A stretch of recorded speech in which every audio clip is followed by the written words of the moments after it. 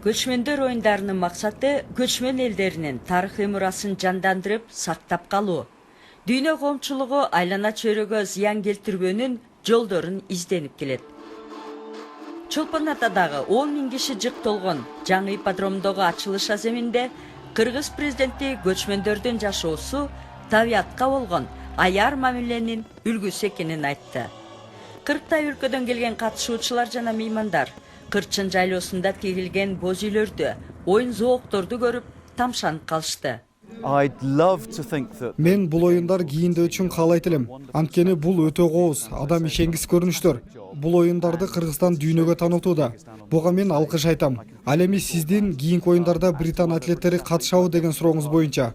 Алар катышат деп үмүттөнөм. Бирок Британиядагы жалгыз гана көчмөндөр булар дипломаттар эсептелет. Спортчулар жана туристтерди мындай коюп, жергиликтүү элдин өзү да далай рахат алды. Совет бийлиги көчмөндөрдү артта калган, эскинин калдыгы деп күчтөп отурукташтырып, колхоздоштуруп койгон. Бирок кыргыз эли моюн берген жок. Эгемендүү 25 жылда элдик оюндар жана салттар жанданып, эл көчмөндөрдүн урпактары экенине сыймыктанган чагы. Кыргыздын кандай салт үрп адаты бар экен, унутта калып баратат да. Биринчи мен ошону ойлойм, ушу унутта калганды ушинтип жайылтыш керек депчи. Анан экинчиси ынтымакка чакырып атпайбы?